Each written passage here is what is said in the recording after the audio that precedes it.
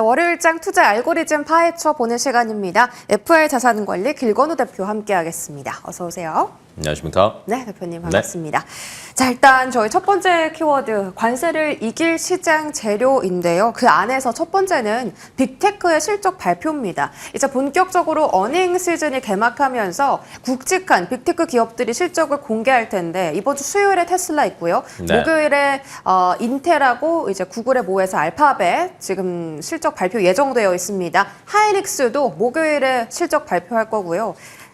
지금 반도체는 방향성 잃고 좀 잠잠하잖아요. 네네. 이 실적 발표라는 재료가 주가 상승을 좀 시켜줄 수 있는 그런 확실한 재료가 될 수 있을까요? 아니요. 아니다. 네, 오늘 짧게 그냥 결론부터 얘기하자면 아닐 것 같습니다. 뭐 이유인즉슨 뭐 이제 구글에서 실적 발표할 때도 아마 어느 정도 나오긴 하겠지만 기존에 캐펙스 투자하는 게 사실은 원래대로 하면은 지금 집행이 굉장히 많이 되고 있어야 되고요. 그로 인해서 SK 하이닉스 같은 경우에는 실적에 대한 기대감이 굉장히 많이 올라가야 되는데 지금 MS를 필두로 대부분들이 캐펙스 투자는 이미 올해 예정치는 있었지만 다 지연시키고 있어요. 왜 그러냐라고 따져보면 뭐 트럼프 때문에 그렇다라고 생각을 해보신다라고 하면 아마 이번에 실적 발표를 하면서 가이던스가 어떤 방향으로 가느냐가 굉장히 중요한데 그렇게 좋은 뉴스는 나올 것 같지는 않습니다. 뭐 상황을 조금 지켜보면서 앞으로 투자에 대해서 뭐 유연하게 대응할 것 같다 이런 코멘트가 나올 것으로 예상이 되다 보니까 네. SK 하이닉스 같은 경우에도 뭐 1분기 실적은 저는 좋을 것으로 예상은 되는데 결론은 또 방향성이거든요. 그래 실적 좋은 건 지금 알겠어. 근데 앞으로도 이게 더 늘어날 수 있냐고라는 것들을 시장에서 계속 물어볼 것 같아요. 그래서 아마 실적만 가지고 주가가 올라가는 건 어렵지 않을까라고 이제 개인적으로 보고 있고 테슬라 같은 경우에도 실적은 좋지는 않을 겁니다. 네, 근데 이제 다만 이후 가이던스 방향성을 어디로 잡느냐. 그러면 테슬라 같은 경우에는 지금 글로벌 IB 기업들도 목표 주가를 조금 내리기는 했어요. 네. 내리긴 했지만 비중 확대나 매수로 추천 코멘트가 들어가는 IB들이 굉장히 많은데 여기서 포인트는 딱 하나입니다. 네, 로보택시랑 로봇, 네, 휴머노이드. 네. 근데 그 휴머노이드 만들려면 그 중국 생산이 맞아요. 무조건 필요하다던데. 맞아요. 왜 그러냐면 이제 단가 때문에 그렇습니다. 왜냐면 지금 그 휴머노이드 테슬라 기준으로 따진다라고 하면 옵티머스가 14,000불 정도 하거든요. 근데 지금 중국계 로봇 만들면 최저로 지금 하는 게 2,300만 원 정도입니다. 1억 4천이랑 2,300이고요.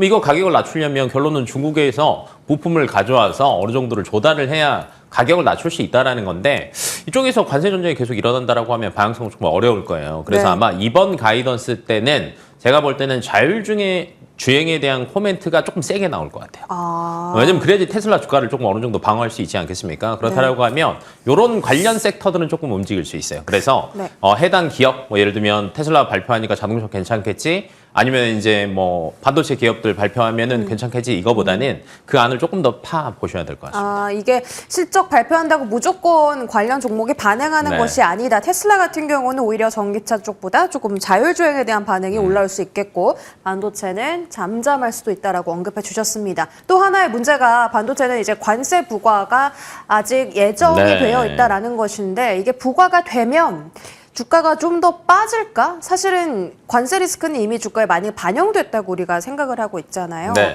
이제 24일에서 25일 정도에 한미 이 재무 협상 결과가 발표될 예정이라고 하는데 네. 이 불확실성이 좀 거치고 나면 반도체가 기지개를 펴줄 수 있을까요? 이번 주 주말 전에는 어느 정도 이제 얘기가 나올 것 같기는 한데 반도체 얘기는 여기서 나올 것 같지는 않고요.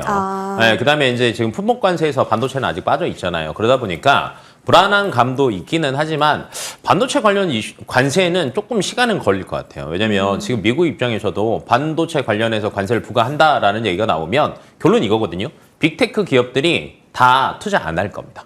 어디에다가요? AI 데이터 센터 관련해서 예를 들면 가격 자체가 굉장히 많이 올라갈 거예요. 지금 엔비디아도 뭐 5천억 불 투자하겠다라고 해서 미국 현지에 투자하겠다라고 발표는 했지만 여기서 가격 부담 만만치 않을 거거든요. 근데 들어가는 HBM 가격 자체가 관세 때문에 가격이 많이 올라갔다? 투자가 지연될 수밖에 없죠. 근데 이제 미국 트럼프 입장에서 AI를 중국에 대해서 예를 들면 좀 쫓기는 형국으로 간다? 굉장히 어려울 거예요. 그래서 반도체 관세에 관련된 얘기는 저는 개인적으로는 굉장히 늦게 나올 것 같습니다. 근데 이게 시장에서 아직까지 정확한 방향성이 나오지는 않았기 때문에 뭐 그렇다라고 해서 반도체 관련주들이 무조건 좋다 이건 아니고 여전히 뭐 불확실성은 많이 나타나고 있다라고 저는 개인적으로 보고 있습니다. 네, 알겠습니다. 반도체 관세 리스크는 여전히 이번 주에도 풀리지 않을 숙제로 남아 있을 것 같고요. 세 번째로는 소부장단은 굉장히 강합니다. 오늘 뭐 파크 시스템즈, 와이스캠 같은 장비단, 이수페타시스도 4%, 전공정 안에서 하나마이크론도 오늘 3.7% 상승하고요. 전반적으로 소부장단이 그래도 이 반등의 기미를 조금씩 보이고 있습니다. 물론 주가는 바닥입니다. 기회입니까? 아닙니다. 결론부터 얘기를 하자면 방금 전에 이제 전공전 단을 얘기를 하셨는데 전공정이 계속 좋아지려면 결론은 캐펙스 투자입니다. 네. 레거시 쪽이 살아나고 전공정 단에서 캐펙스 투자가 굉장히 활발하게 진행이 되고 그로 인해서 발주가 많이 나오고 소부장 관련 기업들이 수주를 받는 건데 아직은 조금 어려울 것 같아요. 뭐 여전히 이제 중국 쪽 데이터는 3월, 4월 달 것까지는 그래도 좋은 데이터들은 나오고는 있으나 이게 향후 어떤 영향을 미칠 거지는 저는 관세에 달려있다고 보거든요. 네. 그러면 뭐 삼성전자도 마찬가지고요. SK 하이닉스도 마찬가지고 결론은 캐펙스 투자하는 거에 대해서 고민을 할 수밖에 없습니다. 그러니까 원래 작년쯤에는 올해 늦어도 하반기쯤에는 캐펙스 투자를 할 거야라는 가이드가 조금 있었어요. 근데 이거 저는 제가 볼 때는 MS가 막 지금 계속 그러고 있고 미국 빅테크 기업들도 계속 딜레이를 하고 있는 실정에서 삼성전자와 SK 하이닉스가 굉장히 딱 타겟팅해서 한다? 어려울 것 같고요. 미국 쪽에 이제 공장에 대한 증설 얘기는 또 고민일 겁니다.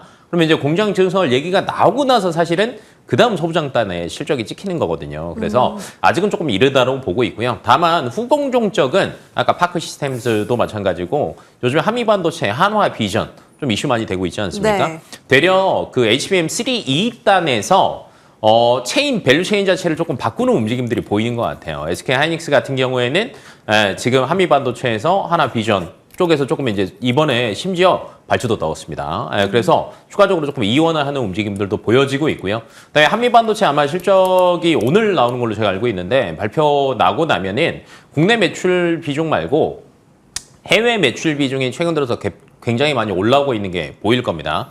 특히 이제 미국향이나 중국향이나 이 안에서 사실은 누가 가장 큰 수혜를 볼까라고 따진다라고 하면 우리나라 반도체 후공정 업체들이 의외로 네. 그런 선방할 수 있다라고 봐요. 왜냐면 미국이 중국 때리기를 계속할 거예요. 심지어 H20 같은 경우에도 때리고 있습니다. 네. 기존에 원래 H100 수출 금지였는데 저사양으로 만들었는데 그걸 가지고 소프트웨어를 잘 만들어 버려버리니까 이것도 제재를 하는 거예요. 그러면 이제 중국 입장에서는 차라리 저사양 더 여기서 낮추지 말고 장비 우리가 가져다가 만들자라는 형국으로 바뀔 거예요. 그렇다라고 하면 충분히 이쪽에 대한 수혜는 있을 수 있어요. 근데 이게 전공정까지 그대로 다 가져갈까라는 거는 저는 굉장히 선별적으로 대응을 하셔야 되는 게 맞을 것 같아서 뭐 중국 향 이슈들 조금 체크하시면서 대응하시면 좋을 것 같습니다. 알겠습니다.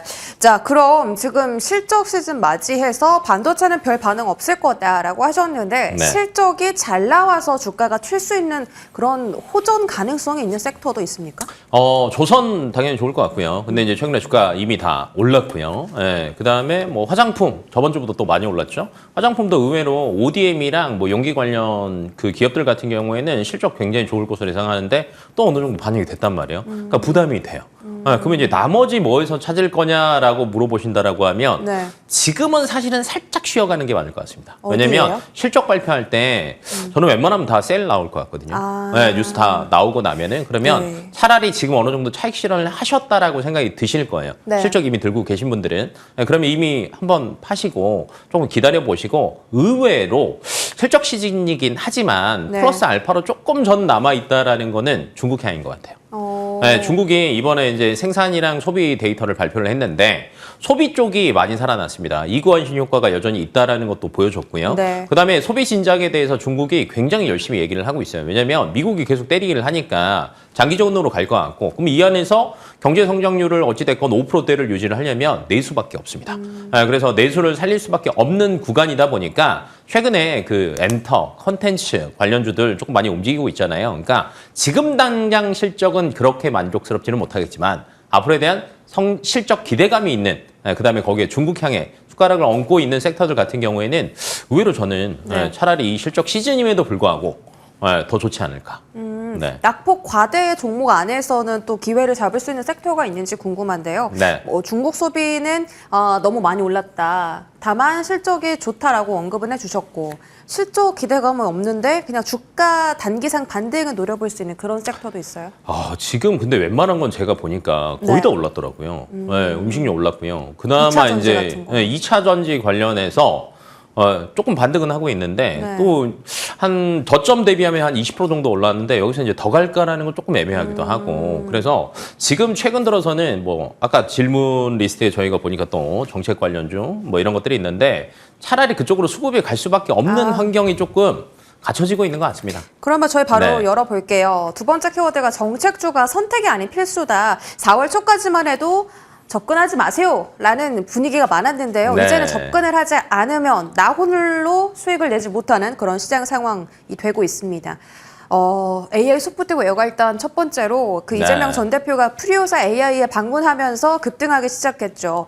최근에 그 정부 추경 이제 발표가 났고 AI 쪽에 2조 원 가까이 투자하겠다라고 소식도 나왔습니다. 너무 많이 올랐죠. 너무 많이 올랐는데 접근에 대해서는 어떻게 생각하세요? 이게 참 고민스럽습니다. 저는 항상 똑같은 얘기를 하긴 했는데 접근하는 거는 저는 나쁘지 않아요. 근데 제발 좀 파셨으면 좋겠어요. 올라도 오르면 오르면 팔아야 팔고 되는데 들고 있으니까 계속 손실이- 들고 있으니까 결론은 그 테마주와 그 대선 정책주 관련들은요. 네. 이슈가 있으면 올라갔다가요. 누군가가 결정이 됐어요. 그러니까 붙어도 대통령이 돼도 빠지고요. 대통령이 안 돼도 빠집니다. 그러면 이제 그 시기를 잘 결정을 하셔야 되는데 그러니까 못해도 5월 말 전에는 다 터셔야 되는 거예요. 네, 그래서 이런 것들은 이제 조금 대응을 하셨으면 좋겠고, 그러면 이제 정책 관련주가 굉장히 많잖아요. 요즘에 뭐 정책 관련주 대표적인 거 하면은 처음에 이제 이재명 후보가 어찌됐건 소프트웨어 관련된 기업을 방문을 하면서 많이 이슈가 됐죠. 네, 그리고 이제 이게 이슈가 소프트웨어 관련된 그냥 일반 기업에서 거의 의료 AI까지 또 번졌어요. 왜냐면 특히 이제 딥시크의 사회이사님이 계시는데 네. 이재명 캠프 또 그 싱크탱크에 또 들어갔습니다. 그러니까 이런 이야기들이 계속 나오고는 있어요. 그러면 이게 이재명 후보여서 그럴까를 생각을 해보신다라고 하면 저는 그거는 아닌 것 같습니다. 어찌됐건 우리나라가 AI, 그다음에 뭐 로봇, 자율주행 뭐 이런 얘기들은 꾸준하게 계속 나올 수밖에 없고요. 이런 쪽에 관련돼서도 정부에서 계속 밀어줄 수밖에 없거든요. 그렇다라고 하면 AI 소프트웨어는 최근에 너무 많이 올랐어요. 네. 근데 로봇은 저는 아직인 것 같아요. 네, 그럼 차라리 그쪽을 조금 바라보시면은 네. 네, 정책 관련 이슈는 저는 분명히 나올 것 같고 근데 아직 주가에는 그렇게 많이 반영이 안 됐고 네. 그러면 미리 가서 조금 기다리시는 게 훨씬 더 낫지 않을까 싶습니다. 그러면 지금 네. 저희 다음 질문에 사실 로봇주 질문 드리려고 했거든요. 이거 먼저 여쭤볼게요. 네. AI 소프트웨어 너무 많이 올랐으니까 차라리 로봇이 낫다라고 하셨는데 뭐 대장주 두산 로보틱스나 최근에 강했던 뭐 엔젤 로보틱스 이런 종목들이 있습니다. 사실 옥석 가리기가 필요할 것 같거든요. 네. 어떤 쪽으로 접근해야 될까요? 대기업을 끼고 있는 뭐 두산, SK, 포스코 그룹 끼고 있는 종목들 혹은 조금 더 탄력이 좋은 중소형 부품주들. 이게 양쪽이 조금 다를 것 같아요. 네. 뭐 예를 들면 첫 번째 휴머노이드로만 본다라고 하면 대기업을 끼고 있는 게 많죠. 네, 대표적인 게 레인보우 로보틱스라고 보시면 될 것 같고 최근에 주가 회복은 했지만 아직 고점 대비해서는 저는 많이 남아있다라고 보고 있고요. 그다음에 이제 이 구간에서 지금 상반기 중에 휴머노이드 상용화에 대한 가이드가 어느 정도 나올 거예요. 빠르면 제품을 보여줄 수도 있고요. 안 되면은 뭐 몇 월 중에는 우리가 할 거다라는 얘기가 분명히 나올 건데 그럼 분명히 기대감은 주가에 반영되지 않을 거라고 예상이 되고 있고 그다음에 앞에서 저희가 그 휴머노이드 테슬라 거 뭐 옵티머스 얘기를 할 때 네. 1억 4천만 원 넘는다 그랬잖아요. 네. 네. 중국은 2,300만 원 제일 싼 거. 우리나라 평균 단가 얼마인 줄 아세요? 모르겠어요. 중국이 한 2배 될까요? 네, 7천만 원. 네, 그러면 기술력은 미국이 낮고 네, 가격은 중국이 낮고 그러면 지금 상태에서 우리나라가 로봇 관련돼서 경쟁력을 발휘를 하려면 뭐가 되냐면 가격? 네, 가격입니다. 결론 단가를 여기서 조금 더 낮춰야 낮춰야 돼요? 돼요. 한 2, 3천만 원 정도 낮춰야 되는데 그걸 하려면 결론은 뭘 해야 되냐면 비싼 외국계 부품을 갖다 쓰면 안 됩니다. 그러면 이제 중국 거 갖다 쓸 수도 있다라고 생각을 하는데 정부에서 아마 정책상으로 국산화 제품에 대한 것들을 많이 밀어줄 거예요. 저는 이제 개인적으로 이제 그런 정책이 나올 수밖에 없다라고 보는데 그럼 당연히 부품 관련주들, 뭐 네. SPG나 SBB테크 이런 관련된 기업들 같은 경우에도 많이 움직일 수 있으니까 요 안에서도 조금 다르게 움직일 수 있다. 네. 다른 뉴스에 움직인다라는 걸 조금 감안하시면 좋을 것 같습니다. 알겠습니다. 로봇주 안에서 좀 기회를 찾아볼 수도 있을 것 같고요. 원전하고 뭐 신재생 에너지, 그러니까 에너지단도 되게 강한데 네. 원전은 원래는 이제 민주 쪽에 탈원전 기조가 있던 정당인데 그 기조를 빼겠다라고 하면서 네. 급등하기 시작했고요. 또 맥쿼리 증권에서 한국 원자력 발전 주도할 거다. 이런 리포트까지 나왔습니다. 원전주 좀 추가 상승 가능성 있다고 보세요? 충분하다고 봐요. 뭐 최근 들어서 이제 뭐 정책적으로 하는 것도 있겠지만 원전 같은 경우에는 가장 크게는 두 가지였던 것 같은데 첫 번째는 이제 국내의 탈원전 기조. 근데 이거는 어느 정도 사라졌다라고 보고요. 두 번째는 웨스팅하우스랑 계속 결론은 법적인 공방이었거든요. 근데 네. 이것도 풀렸어요. 그러니까 족쇄 두 개는 풀렸고요. 네. 그다음에 원전 같은 경우에는 에너지 정책 쪽에서 결론은 신재생 쪽인데 태양광 풍력 같은 경우는 사실은 단가도 만만치 않고요. 그다음에 이제 미국 향으로 바라보고 있는 게 그렇게 지금 좋은 뷰가 전혀 안 나오고 있습니다. 뭐 태양광이나 풍력이나 뭐 과거에 트럼프 일기 때 보면은 풍력을 그렇게 대놓고 때리지는 않았거든요. 근데 여기 막 하는 걸 보면은 조금 애매해요. 근데 원전은 데이터 센터는 꾸준하게 한다라고 얘기를 하고 있기 때문에 참 좋은 방향으로 갈 것 같아요. 그래서 원전 같은 경우에는 그래도 뭐 별 그런 움직임 없이 꾸준하게 갈 수 있지 않을까라고 네. 보고 있고 지금 올해 중으로도 유럽이나 중동 쪽에서 충분히 뭐 수주 이슈는 나올 수 있을 것 같아요. 그래서 꾸준하게 보시면 좋을 것 같습니다. 아, 좋습니다. 네. 저희 다음 키워드 확인해 보시면 4월의 대장 바이오입니다. 물론 모든 섹터에 있는 종목이 다 가는 것은 아닙니다만 일부 종목이라도 이렇게 돌아가면서 순환매가 정말 잘 일어나고 있는 섹터 중에 하나고요. 오늘도 비만 치료제까지 좀 강한데 네. 4월 말 그리고 5월까지도 제약바이오가 지금 이 상승을 주도할 수 있을까요? 저는 굉장히 제한적이라고 봅니다. 이제 제한적이다. 제한적이다. 아. 왜냐하면 이제 개별 기업들 같은 경우는 움직일 수는 있어요. 네. 근데 바이오 섹터로 본다라고 하면 앞에서 그 품목 관세에서 사실은 아직 얘기는 나왔는데 발표 안 된 게 두 가지입니다. 반도체랑 바이오. 근데 반도체는 미국이 대놓고 때리기는 쉽지는 않을 거예요. 근데 바이오 관련해서는 저는 얘기는 나올 거로 봐요. 왜 그러냐면 미국에서도 바이오 원재료를 수입을 할 때 가장 큰 비중을 두고 있는 나라가 사실은 중국입니다. 네. 그러다 보니까 중국 때리기를 결론 미국 입장에서는 안 할 수는 없고, 중국은 계속 이제 못 들은 척을 하고 있고, 그럼 여기서 또 이제 관심을 갖게 하는 방법은 저는 바이오 쪽에서 얘기가 나올 수밖에 없다라고 봐요. 그렇다라고 하면 우리나라 기업들도 사실은 이쪽에 대한 영향을 조금 받을 수밖에 없다. 네. 하지만 개별적으로 전혀 상관없는 기업들 같은 경우나 개별적으로 호재가 있는 기업들 같은 경우에는 뭐 예를 들면 뭐 HLB나 뭐 ABL 바이오나 그다음에 최근에 삼성 바이오 같은 경우에는 관세 이야기가 나올로 계속 안전하게 잘 갔습니다. 올해 매출 예상치 5조 목표까지 나오는 만큼 앞으로에 대한 성장성은 또 괜찮거든요. 그래서 이렇게 개별적으로 저는 대응을 하시는 게 맞을 것 같아요. 네. 네. 네. 다음 마지막 키워드 체크해 보겠습니다. 마지막은 꺼지지 않는 불씨 방산이고요. 지난주에 한화 에어로스페이스가 역사적 신고가 구간에 도달을 했습니다. LIG 넥스원 같은 종목도 지금 잘 이평선 지키면서 신고가 돌파 시도 나오는 상황이고요.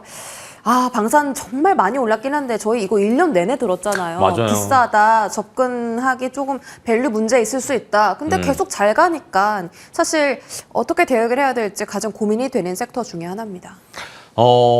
개별적으로 본다라고 하면 한화 에어로는 차익 실현하시는 게 맞을 것 같고요. 신고가 이제 사실은 뚫고 나서 지금 계속 상단은 올렸어요. 네. 여기에서는 살짝 부침은 저는 있을 것 같아요.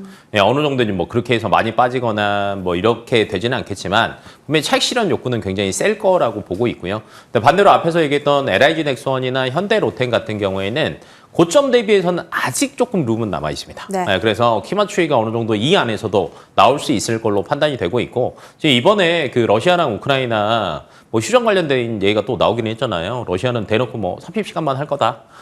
뭐 우크라이나는 야 그래도 이거 끝나고 바로 이어서 30일 정도 하자. 근데 이런 얘기가 계속 나올 수밖에 없는 상황이고 그러면서 미국은 국방비 부담을 글로벌 다른 나라들한테 전가를 계속 할 거고 유럽 입장에서는 그러면 국방비 증액 할 수밖에 없거든요. 예. 여기에 대한 수혜는 결론은 우리나라가 많이 볼 수밖에 없어요. 근데 이 안에서도 많이 오르내는 차익 실현, 적게 오르내는 키 맞추기. 그럼 뭐 중소형 탈도 방산주도 괜찮아요? 한화 시스템 많이 오르지 않았습니까? 하나 네. 시스템 말고 또 더 네. 탄력 있는 종목도 있잖아요. 근데 그게 조금 저는 손이 잘 안 가더라고요. 왜냐면 결론은 그 기존의 수주를 많이 받아둔 잔고들도 굉장히 중요한데 조금 대장주 위주로 저는 뭐 대응하시는 게 네. 맞을 것 같아요.